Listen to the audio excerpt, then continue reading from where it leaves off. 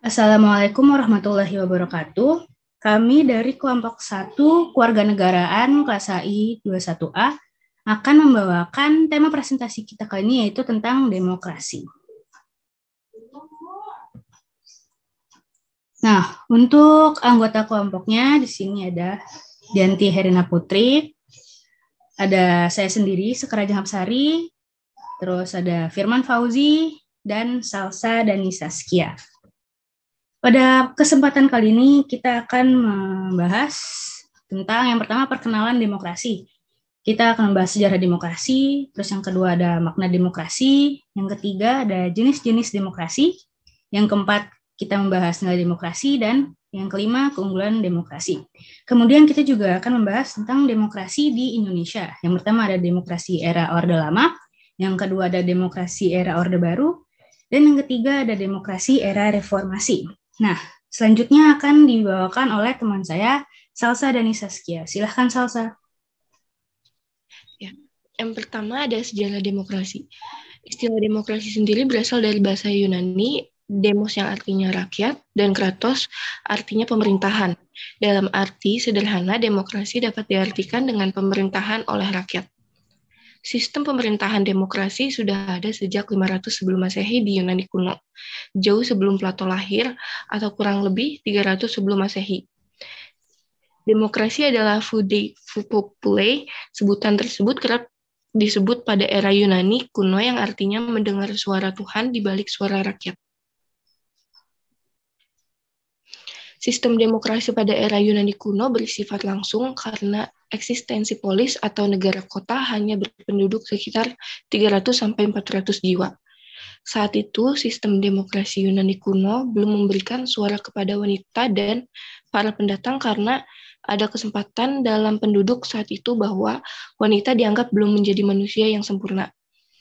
Ketika peradaban Yunani kuno runtuh, kemudian digantikan oleh peradaban Romawi kuno yang memperkenalkan sistem otokrasi, secara otomatis sistem demokrasi pun turut hilang. Oto artinya sendiri dan krasi artinya pemerintahan, yang artinya pemerintahan yang dipegang oleh satu orang atau kediktatoran. Ketika peradaban Romawi kuno runtuh dan digantikan dengan peradaban Kristen di abad pertengahan, sistem demokrasi masih belum menampakkan dirinya. Saat kekuasaan gereja memegang kekuasaan yang sangat tinggi dan besar. Sayangnya pada abad ini situasinya terjebak dengan kewenangan, kerap terjadi koalisasi antara kaum gereja dan kaum feodal untuk menindas rakyat. Pada saat itu, bagi siapa yang melawan atau tidak sepakat dengan doktrin gereja saat itu, maka akan dicari dan dihukum oleh Mahkamah Inkuisisi. Selanjutnya akan dijelaskan oleh Dianti Putri. Kritik Lord Action. Kritik Lord Action adalah seorang bangsawan yang memihak rakyat yang mengkritik terhadap gereja. Kritiknya adalah power tend to corrupt to absolute power corrupt absolutely, yang berarti kekuasaan genderung pada korupsi dan pada kekuasaan yang absolut, korupsi jelas terjadi. Atas kesewenang-wenangan pihak gereja muncul protes dari para filsuf dan para agamawan, termasuk juga kaum humanis yang menganggap gereja abad pertengahan sudah keterlaluan. Renaissance dan kelahiran kembali kebudayaan Yunani kuno. Para pemikir Eropa menggalakkan upaya untuk melahirkan kembali kebudayaan Yunani kuno dan Romawi kuno, terutama Yunani kuno, karena di era kekuasaan gereja abad pertengahan, ilmu pengetahuan dan teknologi tidak berkembang, bahkan di era itu kerap disebut dengan era Dark Age atau kegelapan. Upaya untuk melahirkan kembali budaya Yunani kuno dan Romawi kuno inilah yang kemudian disebut sebagai Renaissance atau peristiwa pencerahan Eropa. Peristiwa tersebut menjadi tonggak bagaimana masyarakat Barat mulai meninggalkan doktrin gereja, mulai meninggalkan hal-hal mistis dan tahayul untuk beralih pada pola pikir rasional. Secara tidak langsung, sistem pemerintahan demokrasi pun muncul kembali setelah sistem pemerintahan ini terkubur oleh peradaban Romawi kuno serta peradaban Kristen atau gereja abad pertengahan. Amerika Serikat dan Uni Soviet sebagai negara-negara pemenang dalam Perang Dunia II telah menjadikan kedua negara tersebut menjadi negara superpower dunia dan secara tidak langsung menyebabkan pamor sistem pemerintahan demokrasi semakin mendunia.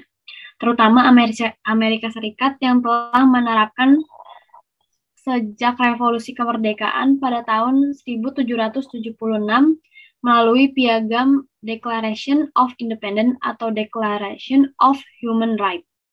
Demokratisasi merujuk kepada suatu usaha atau proses pendemokrasian seluruh sendi kehidupan bermasyarakat, berbangsa, dan bernegara.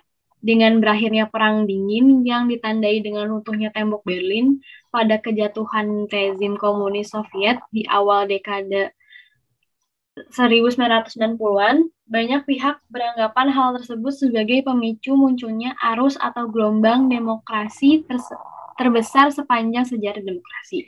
Selanjutnya akan dibacakan oleh Firman.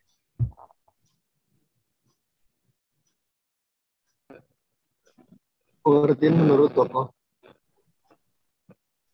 Abraham Lincoln, demokrasi adalah sistem pemerintahan dari, oleh, dan untuk rakyat. Menurut Nelson Mandela, demokrasi adalah ketika seseorang ingin berbicara, ia dapat berbicara.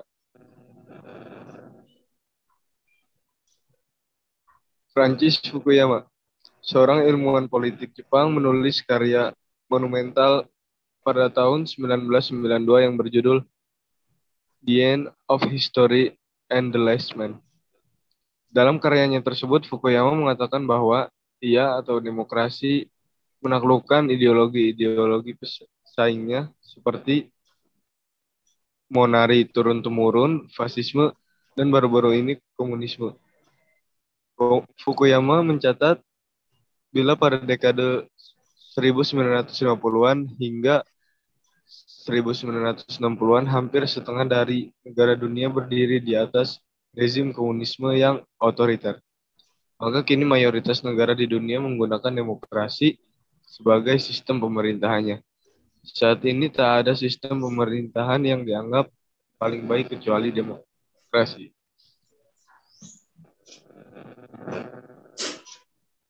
Makna demokrasi. Makna demokrasi sebagai dasar hidup bermasyarakat dan bernegara mengandung pengertian bahwa rakyatlah yang memberikan ketentuan dalam masalah-masalah mengenai kehidupannya, termasuk dalam menilai kebijakan negara. Karena kebijakan negara tersebut akan menentukan kehidupan rakyat. Dengan demikian, negara yang menganut sistem demokrasi adalah negara yang diselenggarakan berdasarkan kehendak dan kemauan rakyat. Hakikat demokrasi sebagai suatu sistem bermasyarakat dan bernegara serta pemerintahan memberikan penekanan pada keberadaan kekuasaan di tangan rakyat.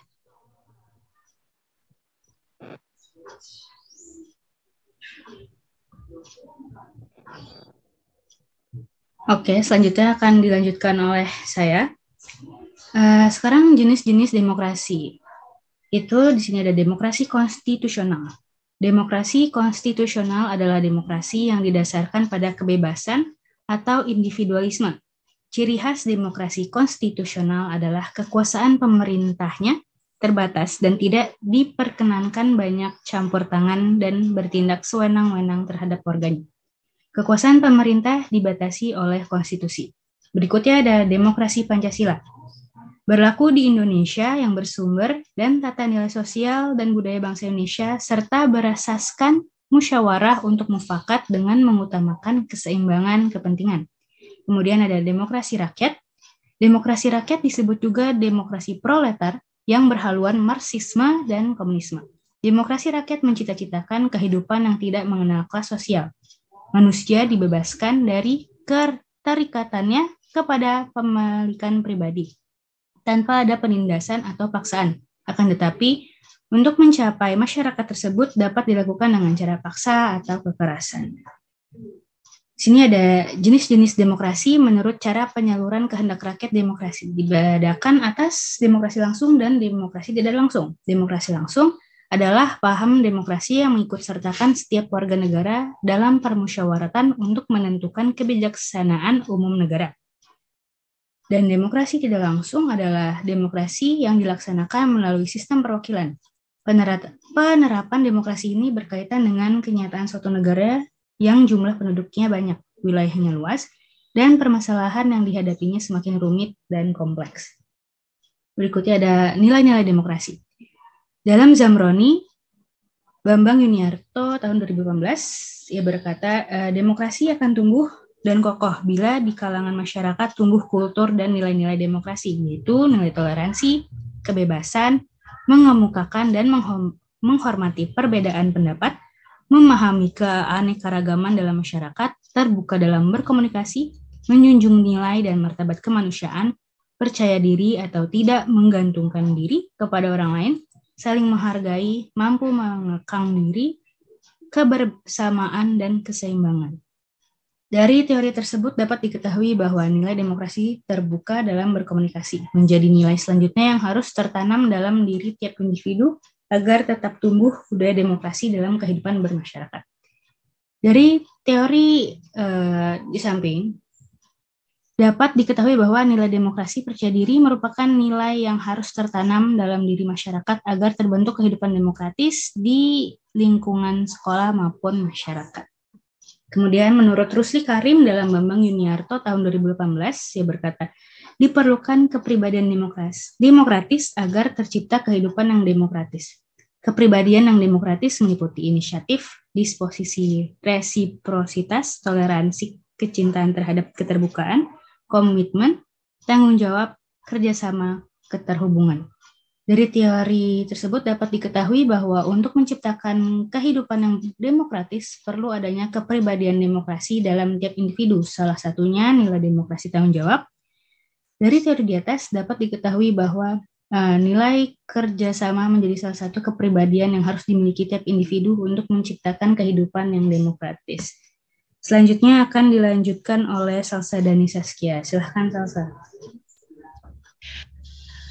Selanjutnya ada keunggulan demokrasi. Yang pertama, demokrasi merupakan sistem yang melindungi kepentingan rakyat. Kekuasaan yang sesungguhnya terletak di tangan orang-orang yang mewakili rakyat banyak. Para wakil rakyat dipilih dan harus bertanggung jawab kepada rakyat yang memilihnya. Dengan cara ini, kepentingan sosial, ekonomi, dan politik rakyat menjadi lebih terjamin di bawah demokrasi.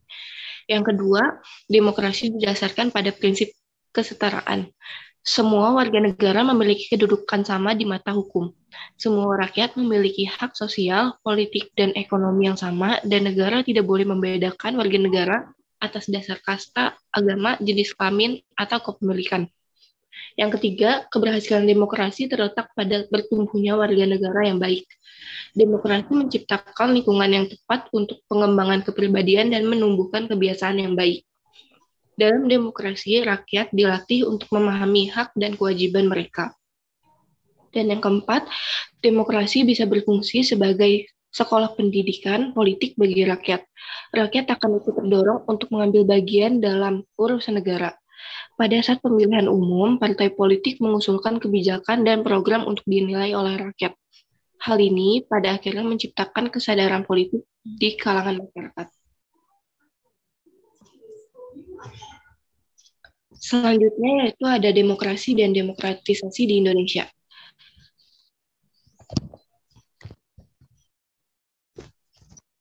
Demokrasi muncul di Indonesia pada akhir 1990 melalui reformasi peristiwa yang terjadi pada 21 Mei 1998. Peristiwa tersebut terjadi karena krisis global ekonomi. Peristiwa tersebut menghasilkan konsensus politik antara lain. Yang pertama, berakhirnya kekuasaan otoriter Orde Baru Soeharto yang terjadi selama 32 tahun.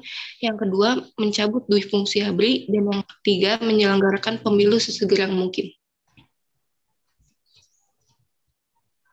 Kondisi demokrasi Indonesia di era Orde Lama. Yang pertama, demokrasi terpimpin sebagai sentralisasi kekuasaan dan sistem pemerintahan direktoral. Yang kedua, konsensus mengenai pengangkatan seumur hidup sebagai bentuk kristalisasi kekuasaan. Yang ketiga, pembubaran berbagai partai yang berlawanan dengan pemerintah, misalnya pembubaran Masyumi.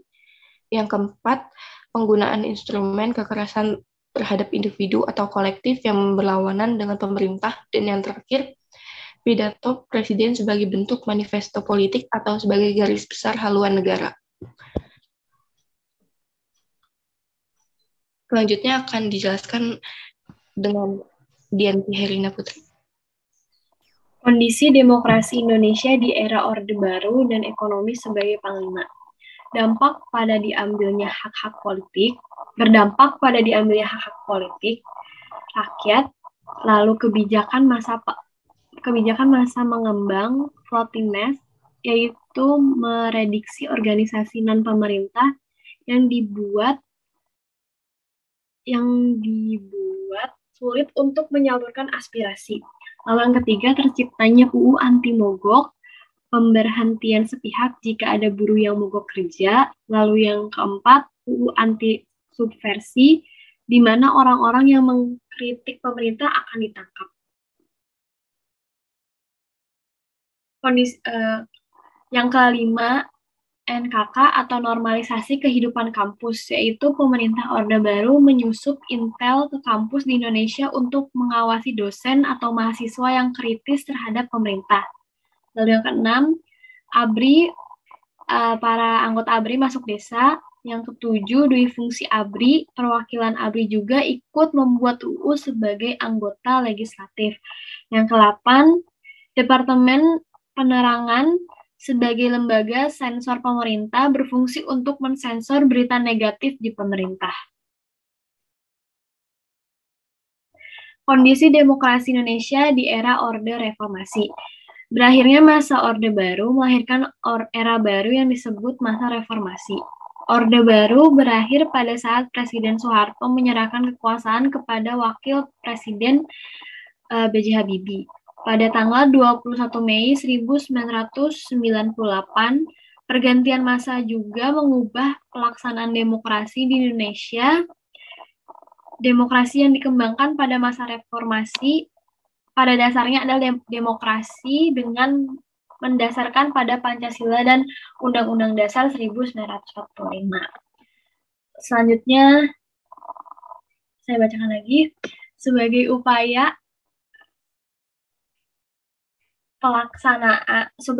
upaya perbaikan demokrasi, terdapat banyak langkah, yaitu satu, banyaknya partai politik serta banyaknya partai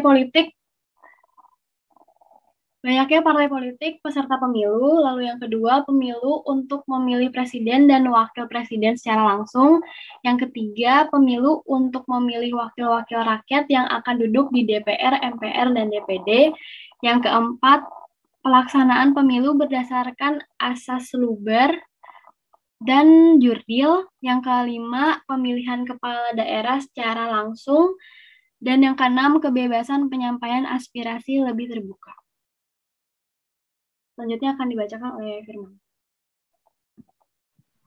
Kesimpulan. Awal kestabilan demokrasi Indonesia terjadi pada masa Orde Lama dengan kembalinya diberlakukannya Undang-Undang 1945 melalui Dekret Presiden 5 Juli 1959. Setelah Orde Lama berakhir, terjadi perkembangan demokrasi Indonesia yang dinamakan Orde Baru, di mana dilaksanakannya demokrasi Pancasila yang berlaku setelah Surat Perintah 11 Maret 1966 keluar. Setelah kurang lebih 32 tahun Indonesia menikmati Orde Baru, akhirnya pada tahun 1998, masa Orde Lama pun berakhir dibarengi dengan berakhirnya masa jabatan Presiden Soeharto yang menyerahkan kekuasaannya kepada Presiden B.J. Habibie. Pada tanggal 21 Mei 1998, setelah berganti kepemimpinan, maka terjadi pergantian juga pada demokrasi dari Orde Baru berganti dengan reformasi yang berlandaskan Pancasila dan Undang-Undang 1945. Dengan adanya demokrasi yang baik diharapkan mampu untuk memberi sistem pemerintahan yang baik sehingga dapat mempertanggungjawabkan setiap keputusan dan tindakan yang diambil. Sekian presentasi dari kelompok kami. Apabila ada yang ingin tanyakan, silakan tulis di kolom komentar. Diakhiri billahi taufiq wal hidayah. Wassalamualaikum warahmatullahi wabarakatuh.